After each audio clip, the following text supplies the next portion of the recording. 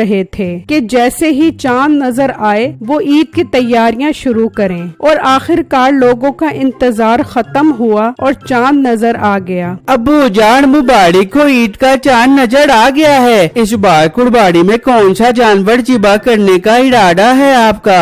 बेटा इरादा तो अच्छे बड़े जानवर को ज़िबा करने का ही है, लेकिन मैं सोच रहा हूँ इस बार ईद अपने भाई के घर जाकर करें। तुम्हारा क्या इरादा है बेटा? अब्बू जान कुर्बानी का मजा तो अपने घर में ही आता है, वहाँ तो सारे लोग बहुत ज्यादा अमीर हैं। हम गोश्त कहाँ पर बांटेंगे? यहाँ तो ये फायदा होगा कि यहाँ बहुत गरीब लोग हैं, हम सारा गोश्त उन गरीबों में बांट देंगे जाकर। हाँ अब्बू जान बिट्टू ठीक कह रहे हैं, हम यहाँ पे ही कुर्बानी करेंगे, बहुत मजा आएगा कुर्बानी करने का। उसी गांव में एक और फैमिली भी थी जिसे सिर्फ लोगों को दिखाकर कुर्बानी करने का शौक था। अजी सुनते हो, चांद नजर आ गया है, अब ऐसे ही बैठे रहना है या कुर्बानी के लिए भी कोई जानवर लेकर आना है? हाँ हाँ जरूर लेकर आएगी कुर्बानी के लिए जानवर। तू परेशान क्यों होती है? मैं तो ये बात सोच सोच कर परेशान हो रही हूँ कि इस बार आपके पास पैसे तो है नहीं, तो कुर्बानी का जानवर कहाँ से लेकर आओगे? फिक्र न कर, मैं इस बार मीठे भाई को बोलूँगा कि आप मेरे हिस्से के पैसे दे, फिर बाद में मैं आपको दे दूंगा। ठीक है, अब जल्दी से जाकर बात करो उससे। फिर वो दोनों मियाँ बीवी मीठे के पास आते हैं। मीठे भाई चांद नजर आ गया है, कौन सा कुर्बानी का जानवर लेना है इस बार? भाई हर बार की तरह बड़ी गाय खरीदेंगे, छोटा जानवर ले तो उससे इज्जत का सारा फलूदा निकल जाता है। हाँ मीठे, देखा नहीं था पिछली बार जो तू छोटी सी गाय उठा के आ गया था, तो कुलसूम ने कसम से मुझे बहुत बेइज्जत किया था। इस बार बहुत बड़ा जानवर लेके आई, कसम से उनकी नाक से धुएं निकलवा दे दूंगी। हाँ हाँ बेगम तू फिक्र न कर, इस बार भी बड़ा जानवर लेकर आएंगे, तू टेंशन न ले। मीठे भाई इस बार मेरे पास पैसे नहीं है, आप मुझे उधार दे दो, कुछ दिनों बाद मैं आपको दे दूंगा। ओ भाई क्या बात कर रहे हो? मैं तो सोच रहा था इस बार मैं तुम्हारे से पैसे लूंगा कुर्बानी के, और तुम उल्टा मुझे से मांगने लग गए हो। मीठे भाई मजबूरी है, अब क्या करे, कुर्बानी भी तो जरूरी है, वरना पूरे खानदान में नाक कट जाएगी।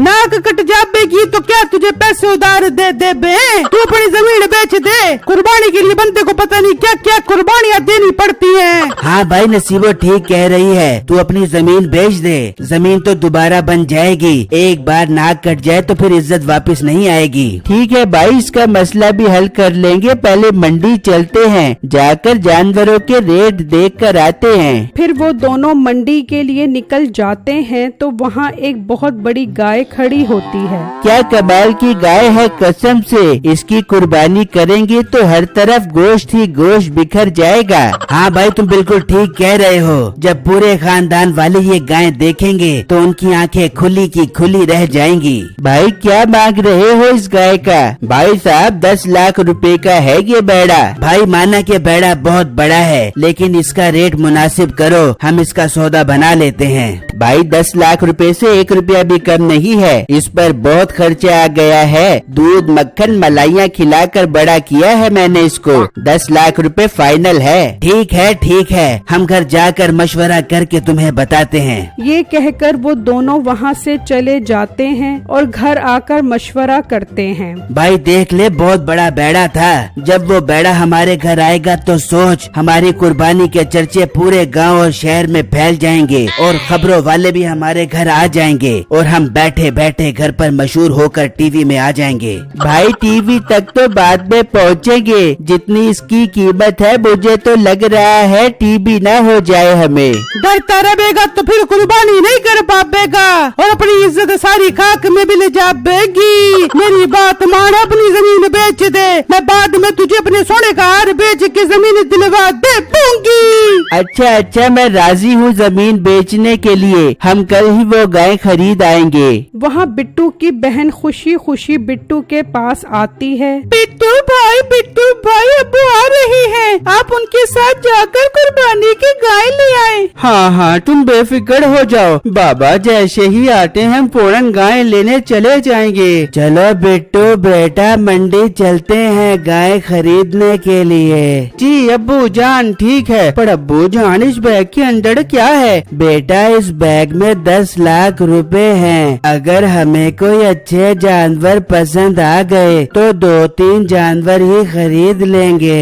जी ठीक है अब्बू जान, मतलब इस बार हम बहुत सारे जानवरों की कुर्बानियाँ करेंगे अपने घर के ऊपर। भाई बहुत खुशी हो रही है मुझे, मैं तो उन भेड़ों को खूब चारा खिलाऊंगी। फिर बिट्टू और उसका बाप मंडी के लिए निकल जाते हैं और जब वो मंडी में आते हैं तो उनकी नजर उसी गाय पर पड़ती है। वो गाय इतनी खूबसूरत थी कि उनसे उसकी कीमत पूछे बगैर नहीं रहा जाता। भाई साहब ये बेड़ा कितने रुपए का दे रहे हो? भाई जान सिर्फ 10 लाख रुपए का है ये बेड़ा। क्या 10 लाख रुपए? अब्बू जान किसी और जगह चलते हैं, ये बेड़ा हम नहीं खरीद सकते। बेटा तुम सब्र करो। हाँ भाई कोई कमी बेशी है इस बेड़े में या 10 लाख रुपए की माला जप ली है तुमने? भाई जान चीज तो देखो कितनी खूबसूरत है। कुर्बानी कर रहे हो तो पैसे क्यों देख रहे हो? और इस बेड़े पर जितना खर्चा आ गया है मुझे तो लग रहा है 10 लाख रुपए में भी ये मुझे वारे में नहीं है। ठीक है बेटू इसकी रस्सी खोलो। भाई अब ये बेड़ा हमारा हो गया है। अब्बू जान ये अब क्या कह रहे हैं? बेटू तुम चुप करो, तुम्हें मैं घर जाकर समझाता हूँ। फिर वो उसे पैसे देकर वो गाय खरीद लेते हैं और घर आ जाते हैं। हाय मैं मर गई, इतनी खूबसूरत गाय। मैं अभी अपने दोस्तों को फोन करके बुलाती हूँ। देखो बिट्टू हमने 2-3 जानवर खरीदने थे ना, तो ये बेड़ा उन 2-3 जानवर के बराबर है, इसीलिए मैंने खरीद लिया।